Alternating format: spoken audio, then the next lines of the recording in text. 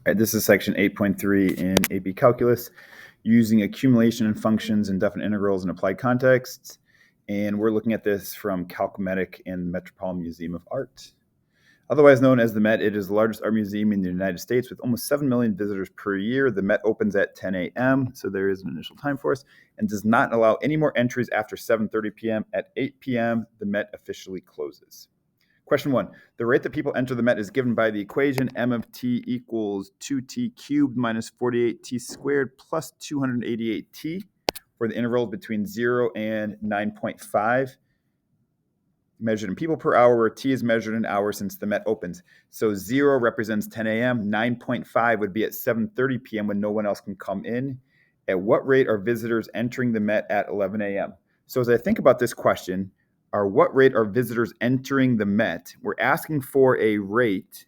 M of t is already a rate, so my answer is going to be people per hour. What I'm going to do is evaluate at 11 a.m. That would be when t equals 1. I'm going to evaluate m of 1. Plug that into my calculator. 2 times 1 cubed minus 48 times 1 squared plus 288 times 1. And that's going to give me 242 people per hour. Again, I'm going to use this equation. My suggestion is to put this into your graphing calculator as y1, and then use the table or use the regular part of the calculator to evaluate y1 of 1, and you get 242 people per hour. Question B, how many people have entered the Met between 10 a.m. and noon? All right, so for this one, my answer needs to be in people, and m of t is in people per hour. So I'm thinking of the label first. It's definitely not going to be just m of something. And in fact, I have 2 times. 10 a.m. is t equals 0, and noon would be t equals 2. So I want the accumulated rate of change, the integral from 0 to 2 of m of t dt. Now, this is something I can use on my calculator. This one could be done by hand. It's not a horrible integral. Integrate each piece individually. And again, that's not too bad. But I have my calculator. And since I'm using this equation for multiple parts, I'd enter in this equation as y1. So I could do part A. And in part B, when I use my calculator, I would get 456 people. As you're going through these problems, I'd pause the video frequently. Make sure you know how to do this on your calculator. There are skills involved with that. Part C. Now, this is a trickier question, I would say. Between 10 a.m., that's t equals 0, and 4 p.m., that's t equals 6, at what rate do people enter the Met on average? So I'm looking at the question, and I'm thinking about my labels first. At what rate do people enter the Met? If we're asking for a rate, the answer is not going to be people. It's going to be people per hour. And we're looking at what rate on average. So if I think about it this way, if I can find how many people entered the Met between 10 a.m. and 4 p.m., like whatever that number is, how many people entered the Met, and divide it by the total number of hours, that would give me the average of people per hour. So how do I figure out how many people entered the Met from 10 a.m. to 4 p.m.? That's the integral from 0 to 6, m of t dt. So this is the total number of people that have entered. And on average, so again, I want to divide this by the total number of hours. From 0 to 6 is 6 hours. And if you remember the formula for the average value, it's always 1 over b minus a, where this is a and this is b, so 6 minus 0, there's my 6. So 1 over b minus a, the integral from a to b of the actual function. So again, this is a calculator problem because why not? Use your calculator, maybe pause the video, make sure you can evaluate this. And it should be coming out to 396 people per hour on average that are visiting the Met. And I can find out how many people total visited the Met during those 6 hours, divided by the 6 hours to get the average. Question number 2, this goes back to stuff we've learned earlier. People leave the Met at a rate given by L of t equals this. Not the most pleasant of equations. Could I integrate this? Yeah, probably, sure. But I have my calculator, so I'm going to make sure I use my calculator for what I'm doing here. For t between 0 and 10, so from 10 a.m. all the way up until 8 p.m., because they can only enter until 7:30, but they can leave all the way up until the very end, so it's a little bit longer here. Is the number of visitors at the Met increasing or decreasing at 2 p.m.? How do you know? All right, so number of visitors increasing or decreasing. Increasing and decreasing are rates of change. I want to know, is the rate of change positive or negative? This is one of the rate in and rate out problems. So I'm going to let some other new equation, I'll just use it R of t to stand for rate. The rate of change in the number of people at the Met is going to be rate in, M of t, minus L of t, which is the rate out. The rate of change in the number of people in the museum is rate in minus rate out. I want to know if the rate at 2 p.m. is positive or negative.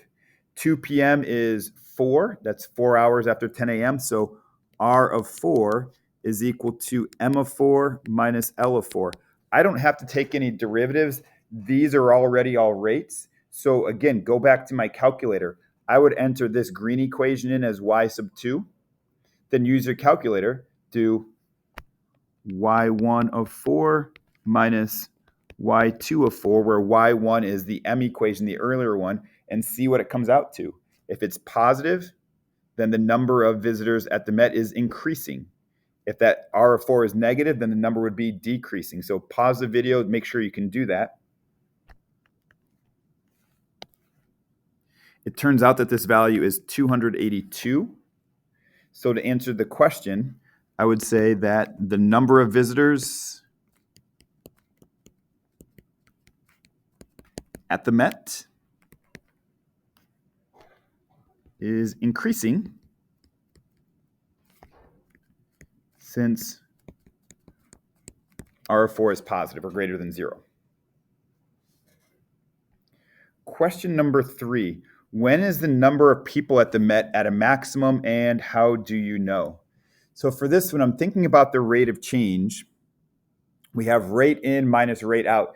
If the total rate of change is increasing, if the rate of change is positive and then goes to negative, that's when we know that we would have a maximum number of people. So when does R of t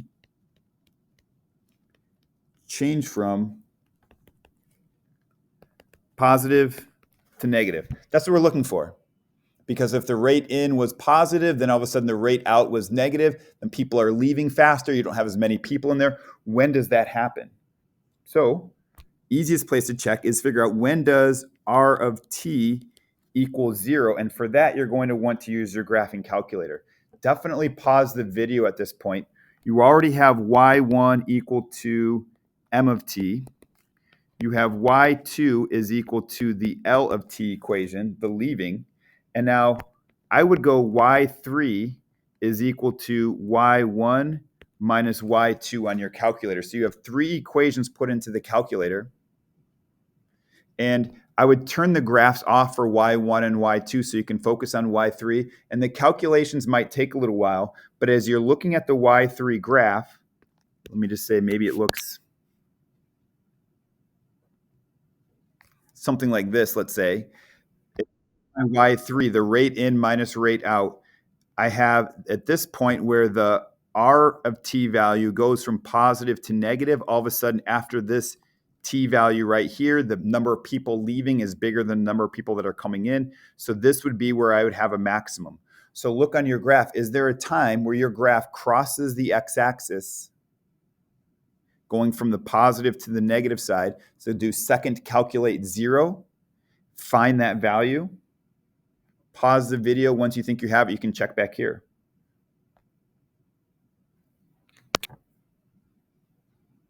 And I did these calculations off screen. At t equals 5.399, and this would be hours after opening. And I'm not worried about getting this into time of day. So 5 hours after 10 a.m. would be like 3 p.m. And then I could figure out 0.399 hours is how many minutes. But I'm not worried about getting that technical. Just 5.399 hours after opening, the number of people at the Met is a maximum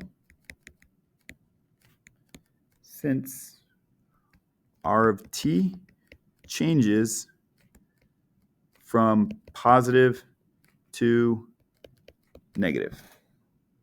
There's my justification. That's how I know. All right, question number 4. Read it, pause it, try it on your own before you listen to any of my explanation. This is a deeper question. It's a good free response type question.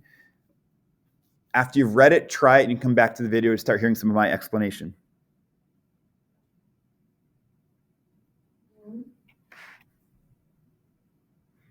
Okay, here we go. The total number of people is equal to 25 people at the very beginning. There's 25 people already in the Met when it opens. Maybe that's some kind of privilege to get in there early, whatever it is. At the very opening, there are 25 people in the Met. Maybe they're the workers and we're considering them in the total. So 25 plus how many people entered minus how many people left at 8 p.m. At 8 p.m., there's probably still going to be some people in there who haven't left yet, whether they're workers or people who've just taken the entire time, they haven't left yet. So the initial amount plus the people who have entered minus the people who have left. For the entering, we need to go from 0 to 9.5 hours because remember, at 7:30 p.m., that's at 9.5 hours. People can't enter anymore. So here's my R of t dt. That's y1 on my calculator. So 25 initial people plus everybody who has came minus the people who have left. And people are leaving from the very beginning until the very end at 10 hours, 8 p.m. That's the L of t equation that I put in my calculator as y sub 2. So here is my total equation for how many people are in the building at the end. Evaluate that, and I get 120.68 something. And for these kind of problems, I could say that's 120 people because that 0.68 person isn't there. Like that didn't quite get to the 121st person. Or I could round it up and say it's closer to 121. I always like to round down and just truncate that. So 120 people are in the Met at the official closing then. All right, important ideas. First off, the integral from a to b of y prime of t dt is equal to, I'm taking the integral of a derivative. So I'm doing two things that are considered generally inverse operations of each other. The integral of a derivative is going to be the original function, which would be y. And because it's a definite integral going from a to b, the function is going to be y of b minus y of a. In other words, the integral of a rate of change is equal to the net change of the original function. So from A to B, what is the total change in values? So the total change, that's why we're using the derivative. The total change from A to B is y of b minus y of a. That's how much the value changed by. The other thing in this section that we've looked at before, you have rate in minus rate out problems. If y sub 1 is equal to the rate in, y sub 2 is equal to the rate out, then I would make a third equation for the rate of change. The rate of change is going to be y1 minus y2, rate in minus rate out. We looked at that earlier, but we're looking at it in this context now as well. We're going to skip all these problems. I don't think there's the best problems that were put out and go to the 8.3 AP classrooms. A tank of water is leaking at a rate modeled by V prime of t is equal to this.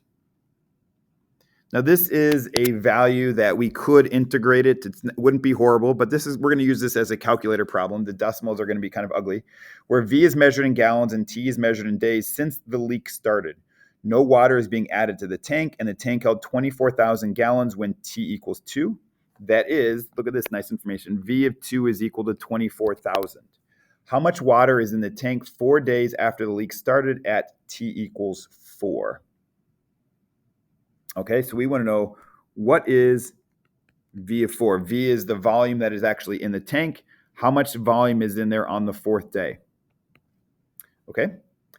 Information that I know is that on the 2nd day, there's 24,000 gallons. So 24,000 is essentially our initial value.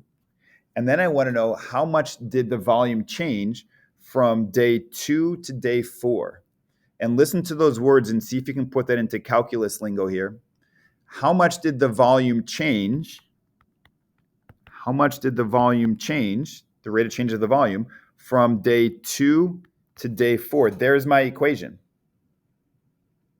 And for this one, plug in V prime of T, plug this yellow into that equation. I would use my calculator. And this is an example where a decimal makes sense, 23,907.985 gallons.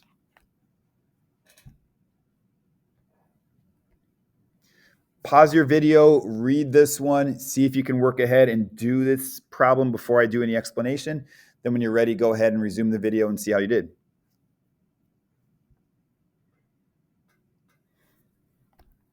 So a printer is publishing multiple copies of a specific document. While printing this document, ink is being used at a rate of this. So R of T is already a rate. R of T is a derivative measured in ounces per minute. If the printer started the job with 5 ounces of ink, there is an initial value for us. How many ounces of ink will remain in the cartridge after 3 minutes of printing? So we started with 5, and we're using the yellow rate, so we should have less than 5 after 3 minutes of printing. Lowercase r is the rate. I'm going to say that capital R is the integral of that. That's actually how much ink we have. I want to know how much ink we have after 3 minutes, so I'm finding capital R of 3. It's equal to our initial value, initially there was 5, minus the total change from 0 to 3 minutes. Again, think about that phrasing, what it means for our calculus. The total change, the integral is total, it's an accumulator of the change. R of T is the change going from 0 to 3 minutes. This is what our equation looks like. Use your calculator, enter that equation in. This is not a horrible one to integrate, but I've got my calculator and I have these upper and lower bounds that are not nice angles to find cosines or sines for. So use your calculator for 0.372 ounces.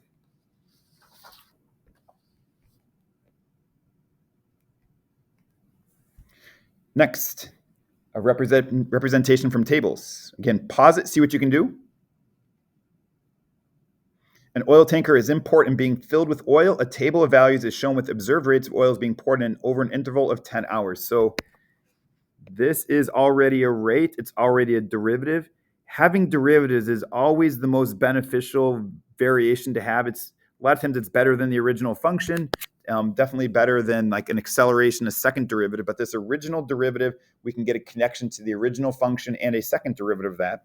So we have this. 2 hours into the interval, there are 110,000 barrels of oil in the tanker. Use a Wright-Riemann sum approximation to estimate the amount of oil in the tanker at the start of the 9th hour.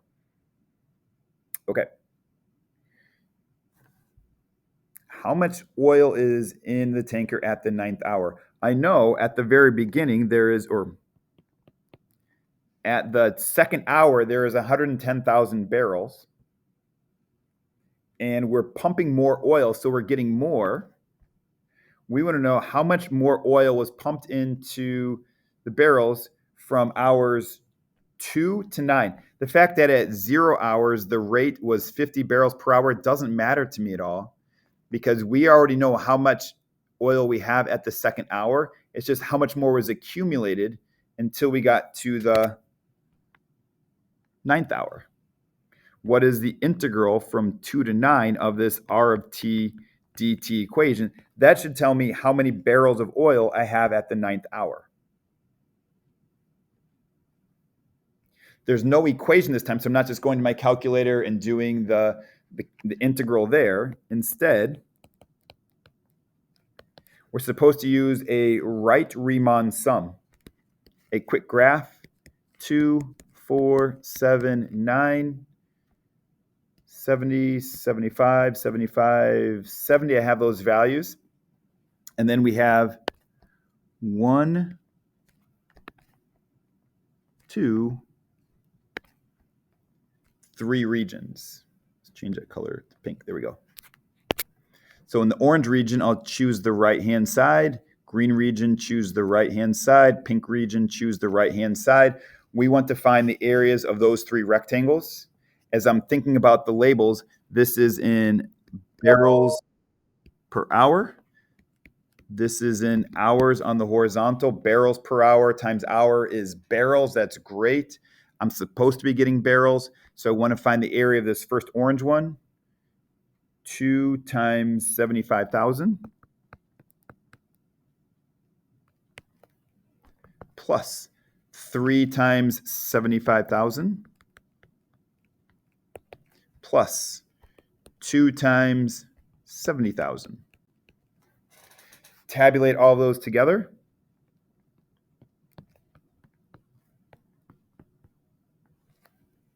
And there we go. That's not the complete section 8.3, but that's where we'll leave it at for today.